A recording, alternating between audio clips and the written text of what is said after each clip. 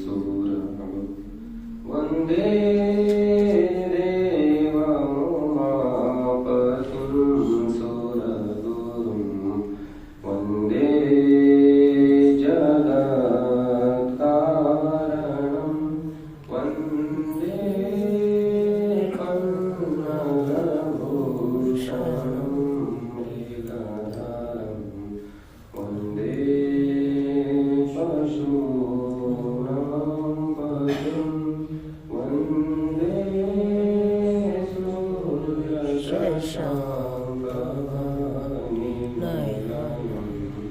वन्दे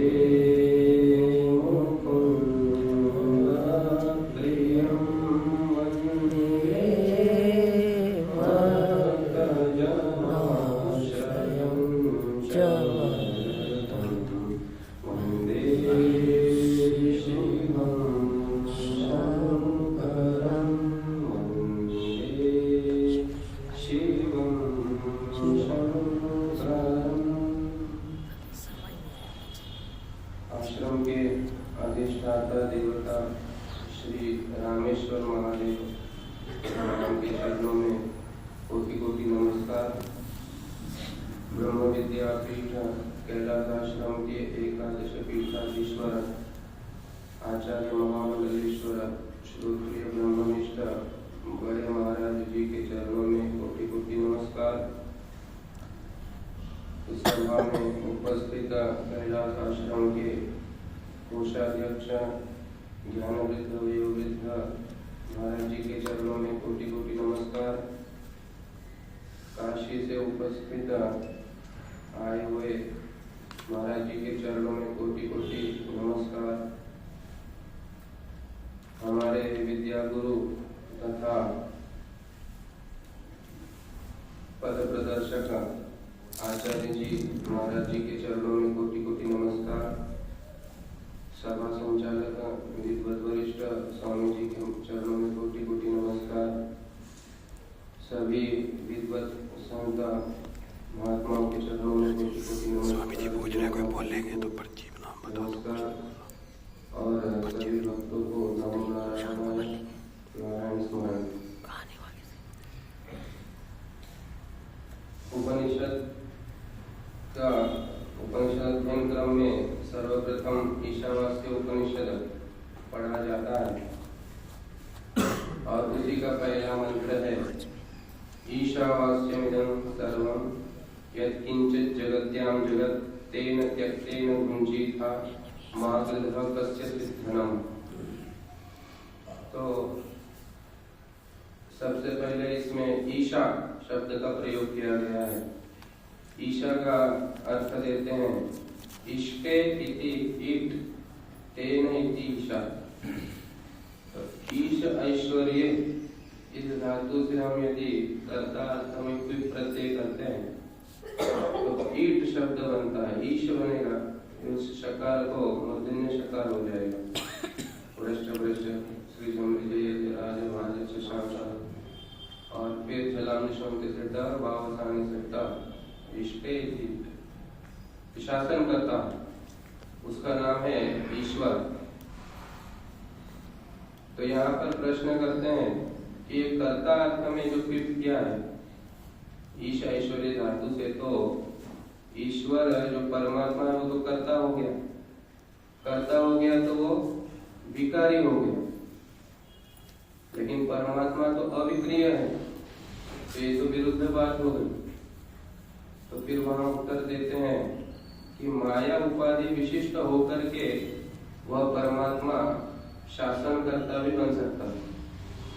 माया को अपने अधीन करके संसार की रचना भी करता है, इसलिए उसको ईश भी कहा जाता है। इसलिए ईश शब्द का वाच्य वो परमात्मा बन सकता है। और लक्ष्यार्थ तो हम जो निष्क्रिय परमात्मा को भी ले सकते हैं। और प्रश्न एक होता है यहाँ पर, अगर ईशिता शब्द प्रयोग होता है तो इष्टप्य पदार्थ भी होंगे। जैसे राजा है कि कोई व्यक्ति राजा है तो कोई प्रजा भी होंगे, तो भेद बुद्धि हो जाएगी। तो इसी प्रकार यहाँ पर भी इष्टा एक होगा शासन करने वाला ईशिता, और दूसरा जो इष्टव्य पदार्थ है वो भी होंगे, तो भेद हो जाएगा, द्वैतापत्ति हो जाएगी। उसका निराकरण करते हुए बोलते हैं कि यहाँ पर कोई राजा और प्रजा जैसे कोई द्वैत नहीं है। यहाँ पर द्वैत कैसा है बताते हैं, जैसे आदर्श में, मतलब दर्पण में हम जा करके, जैसे एक बिंब होगा एक प्रतिबिंब होगा, प्रतिबिंब का शासन करने वाला ये बिंब होता है। जैसे बिंब हाथ हिलाएगा ऐसे प्रतिबिंब भी हाथ हिलाएगा, जब तक बिंब रहेगा तब तक प्रतिबिंब भी रहेगा। इसलिए यह जो ईश्वर है वह भी इसी प्रकार, वहां जैसे बिंब है क्या, प्रतिबिंब कल्पित है, तो दो नहीं है, वहां पर एक ही बिंब मात्र है, केवल दर्पण आने के कारण प्रतिबिंब भी दिखाई दे रहा है, एक ही है, इसलिए द्वैतापत्ति नहीं होगी। ईश्वर भी उसी प्रकार सर्वभूतानां आत्मा सन प्रत्येक आत्मतया वह शासन करता है। ऐसे भाष्यकार ने बताया कि सभी भूतों में वो प्रवेश करके और प्रत्येक आत्मा स्वरूप होकर के वो सभी का शासन करता है। ऐसे नहीं कि जैसे राजा अलग हो गया प्रजा अलग हो गया तो द्वैतापत्ति नहीं आएगी। फिर दिया है शब्द वास्यम, ईशा वास्यम। वास्यम ये वस आच्छादन धातु से रि हलो न्यत प्रत्यय करेंगे तो बन जाएगा वास्यम। वास्यम का अर्थ आच्छादन, ढक लेना चाहिए, ईश्वर से ढक लो। तो ईश्वर क्या कोई ऐसे कपड़ा है अथवा कोई ऐसे कोई पदार्थ है जिसे हम ढक लेंगे पूरे संसार को, तो उसको उदाहरण बोलते हैं भाष्यकार कि वास्तविक सब ईश्वर भूत ही है दुनिया में, लेकिन हमको अनीश्वर का भी ज्ञान होता है, तो सभी में ईश्वर बुद्धि कर लेना, यही ज्ञान से हमको आच्छादन करना पड़ेगा। ऐसे कोई कपड़े से ढक लेना, ऐसे कोई वस्तु हमको दिख रहा है द्वैत पदार्थ, उसको ढक लेंगे तो फिर वो नहीं रहेगा, ऐसा नहीं, ज्ञान कर करके उसको ढकना पड़ेगा। तो वास्यम, अभी यहाँ पर कोई प्रश्न उत्पन्न करता है कि यह तो उपासना विधि है, जैसे बोलते हैं कि नर्मदेश्वर में शिव बुद्धि करो, शालग्राम में विश्व बुद्धि करो, उसी प्रकार जगत में भी ईश्वर की बुद्धि करके ऐसे उपासना करो। ये उपासना का विधान किया गया है, ये मंत्र। तो वहां उत्तर दिया जाता है ये कोई उपासना नहीं, ये तत्वोपदेश है। जैसे छांदोग्य उपनिषद में तत्वमसि का प्रयोग होता है, उसी प्रकार यह भी क्या है, तत्वोपदेश है, यह कोई उपासना विधि नहीं है। तो इस प्रकार बता के तत्वोपदेश किया है। आगे दिया है ईशावास्यम इदम सर्वम, और किसको हमको ढकना है तो बताया कि जगत्याम जगत, ये जो द्वैत रूपी जगत भास रहा है, जो कर्तृत्व भोक्तृत्व रूप आकारित होकर के भासता है, उसको हमको आच्छादित करना है। और जगत्याम, जगत्याम का अर्थ देते हैं पृथ्व्याम, पृथ्वी में मतलब इस लोक में, और इस लोक से हमको उपलक्षण लेकर के दूसरा भी कई चीजों का ग्रहण करना पड़ेगा, जैसे कि नाम रूपात्मक जगत, कर्म आदि सब में हमको ईश्वर की भावना करनी चाहिए। और आगे देते तेन त्यक्तेन भुंजीता, तो यदि कोई इस प्रकार ईश्वर की भावना करता है तो उसको त्याग पूर्वक ही अपना पालन करना चाहिए। तो त्याग पूर्वक क्यों कहा गया है यहाँ पर वास्तविक तेन शब्द जो आया है ना, ये जो सर्वनाम होता है, सर्वनाम न पूर्वम परामृश्यते, तो पूर्व शब्द जगत था, है ना, ईशावास्यम इदम सर्वम यत्किंचित जगत्याम जगत तेन, तो जगत जो पूर्व शब्द है उसका परामर्श ये तेन शब्द से होना चाहिए।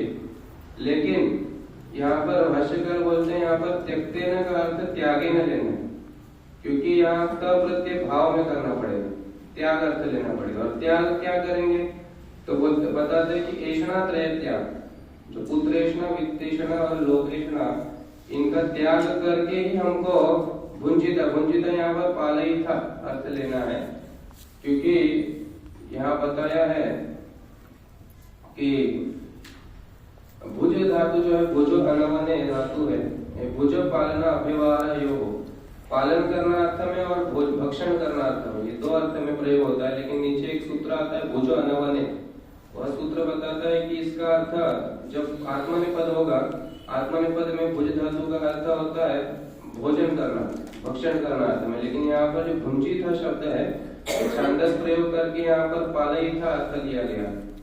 तो पालयिथा का अर्थ है पालन करना, और यहाँ पर टीका जो टिप्पणीकार है उन्होंने पालन क्या करना बोलते हैं, अपने आत्म स्वरूप में चले जाना, यही हमारे आत्मा का पालन करना ये होता है, त्याग करके ही पालन करना चाहिए। और आगे दिया है तेन त्यक्तेन भुंजिता मागतः कस्यचित् धनम, तो किसी का भी धन अथवा अपने धन की भी गृधा मत करो। गृधिम का अर्थ है आकांक्षा, किसी भी धन में लोभ नहीं करना चाहिए। तो और कहीं कहीं ये जो स्वित शब्द आया, स्वित शब्द का अर्थ बताते हैं कि ये तो एक अनर्थ निपातन शब्द है, अथवा कहीं कहीं बताते कि कस्य के साथ इसका प्रयोग होकर के ये वितर्क अर्थ में प्रयोग होता है, मतलब आक्षेप अर्थ में, ये धन हुआ किसका है इस दुनिया में, धन किसी का भी हुआ नहीं। जैसे अलेक्जेंडर एक जो राजा था, वह पूरे दुनिया को जीतने के लिए निकला और लास्ट में मरते समय उसने जो है ऐसे हाथ खाली करके ही मरा, तो दुनिया को दिखा के मरा ऐसे। जब उसको दफना तो बोला कि मेरा हाथ ऐसे दिखाना सबको कि मैं पूरा दुनिया को जीतने के लिए निकला, सब कुछ प्राप्त करने, लेकिन जाते समय खाली हाथ ही गया। तो इस प्रकार यहाँ पर भी दिया है कि वास्तविक में धन आदि किसी का कुछ नहीं होता, और त्याग करके मतलब ऐसा त्याग करके केवल आत्मा का ही पालन करना चाहिए, मतलब आत्मा स्वरूपा स्थिति में ही रहने के लिए प्रयास करना चाहिए। इस प्रकार यहाँ पर तत्व का उपदेश किया है। इतना कह के वाणी को विराम देता हूँ। बहुत बहुत धन्यवाद स्वामी जी। अब हम निवेदन करेंगे स्वामी जी आप भी अपने वाणी के द्वारा भक्तों को कृतार्थ करें। समय 10 मिनट।